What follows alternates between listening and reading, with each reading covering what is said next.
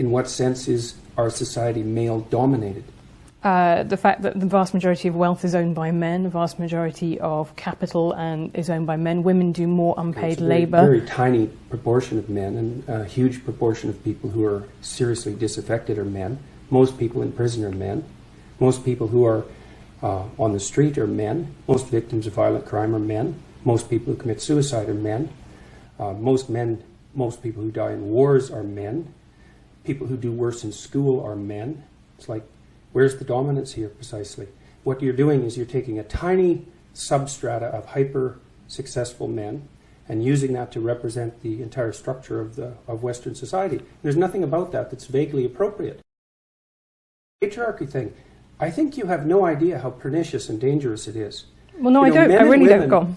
Throughout history have fundamentally cooperated to push back against the absolute catastrophe of existence. A terrible death rate, the probability of chronic starvation, early death, disease, the difficulty of raising children, with all the death that was associated with that.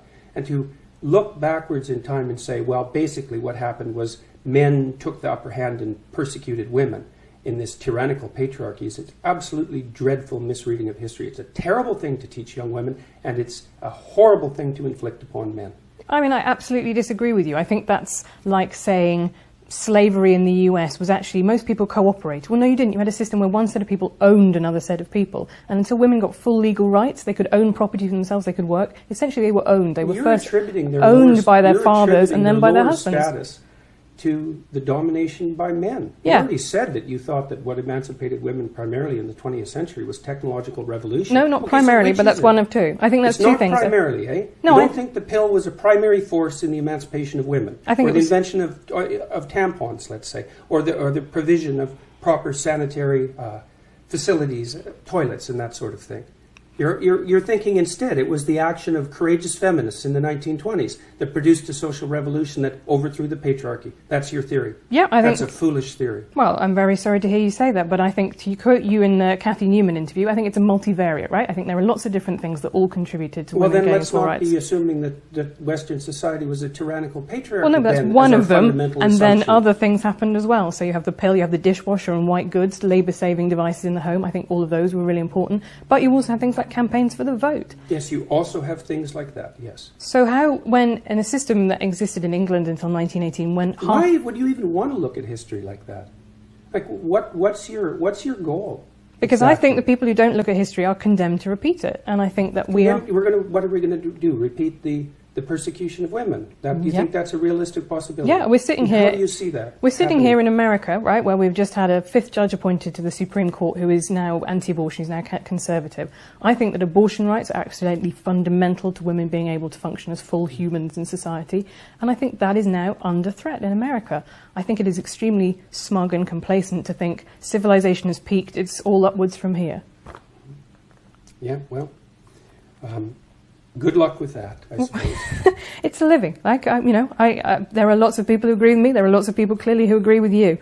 There are just a lot of people, I would say, who are coming to listen to what I say because they're sick and tired of having their desire to move forward in the world and to achieve something and to take their place as adult males, let's say, who are under the weight of accusations that their ambition and forthrightness is a manifestation of something that's fundamentally tyrannical. They're not happy with that.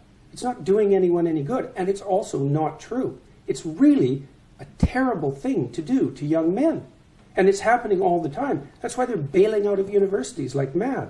There won't be a man left in the social sciences in 10 years in the universities, and it's no bloody wonder. It's an unhospitable place, and it's unhospitable precisely because of this doctrine. It said that throughout history, the fundamental relationship between men and women was one of power, essentially slavery. It's like, fine, believe it if you want. It's not going to do your relationships any good, I can tell you that. That's the problem I have with it. It doesn't matter that much. They will bail out. I don't see any way that the universities are going to redeem themselves in the next decade. So, and maybe that will be fine, but I doubt it. We'll see. That seems extremely pessimistic when the numbers of people going to university just generally are going up. Yeah, well, that's not going to last for very long.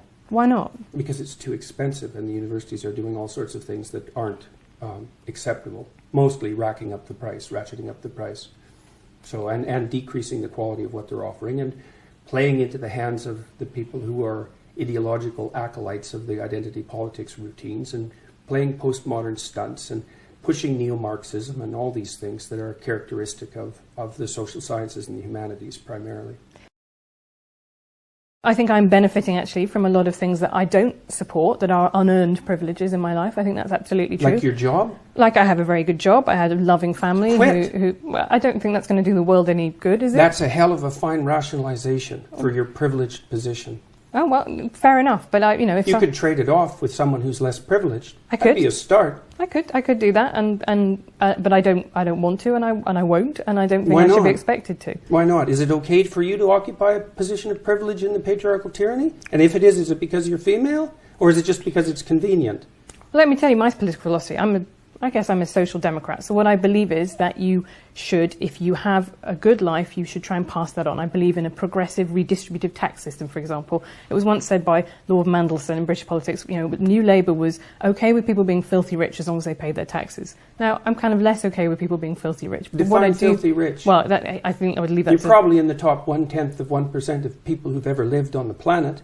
That would constitute filthy rich by historical standards. Okay, but I'm not sure that I'm going the line exactly? Be able to help the Neanderthals at this point, really, by giving up some money. But this is my point, is that what I believe is, I believe in a structure in which people who have had a good life and had lots of advantages should pay that back, pay that forwards, which I think is the message that you preach as well, right? You have responsibilities. And if you've had, like us, a lot of advantages in life. Civilization as a tyrannical patriarchy. But it's not purely a tyrannical patriarchy, That's for sure. Is it? It's purely not. Right. And that's exactly the issue. But why because would you when you deal with moral describe it as a absolutes anyway? tyrannical patriarchy, then you make a case that it's purely that. And that's exactly what's ungrateful. Really need to be preferential hiring. I think it would probably be about making that job, breaking down the stigma to entering that job. I think teaching is a really interesting example. It was seen at the turn of... I worked in daycares when I was 18, 19. Right. There were no men in it. And how did that make you feel? I loved it. Yeah.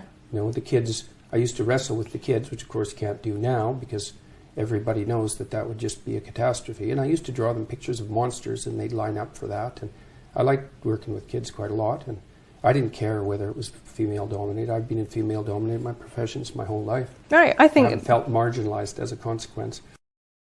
Okay. My big problem with the lobsters is that it's scientifically bollocks. Right? It's just, you cannot read across from lobsters and what they do to what humans do. Of course you can. That's why serotonin works on lobsters. But it works in two different ways. So serotonin makes lobsters more aggressive, it makes humans less aggressive. Right? That's what happens. That's not right. Serotonin makes human beings more dominant but less aggressive. And the only reason it makes them more dominant is because they're less irritable and they're less defensively aggressive. So it's not bollocks. I know my neurochemistry. So if you're going to play neurochemistry, let's go and do it. I'm not a fan of the idea that the most fundamental orientation that a person is likely to have in their life is career. I don't believe that's true for most people. I certainly don't believe it's true for most women. And I think the evidence supports that claim quite straightforwardly. So, however, it is the only thing that you get paid for under capitalism.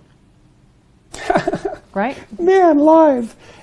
But that's How can true. you say something like that? It's so cliched. Well, it's so painful to hear that. It may be cliched, but it nonetheless is true, right? Look, women do it's more, not much capitalism. More. Well, for God's sake. It is. No, it isn't. You have to invest into a child for 18 years before they have any economic utility. Mm-hmm. It's a consequence of delayed economic utility. We don't know how to monetize it. It's not a consequence of capitalism. It's a consequence of the fact that human beings have an 18-year dependency. How do you monetize that, even in principle? I'm married. Modern marriage has a lot to recommend it. I do also think it is a patriarchal institution. It is literally... Of course you think that. Well, because you think virtually everything that occurs in our society is a patriarchal institution. And it's easy to think that because then you only have to think one thing. You have a one-thing answer for everything. You could let it's part of the patriarchal institution. I don't think you're obeying the rule that says maybe treat people as if they have something worth hearing. So I'm not making a case for the patriarchal tyranny. And I don't think you are either. I think that you're making a case that's like a universally cliched case for the patriarchal tyranny. I don't see too much of you reflected in your articles at all. Why do women change their names on marriage traditionally? I don't know. Exactly. Why do you think they do? Because it was to symbolize the transfer of their ownership from one family to another family. That's why in The Handmaid's Tale you have off Warren and off Glenn. Oh, God, Margaret Atwood. Well, she was just about devoured by the feminists last year, so that was something interesting to observe.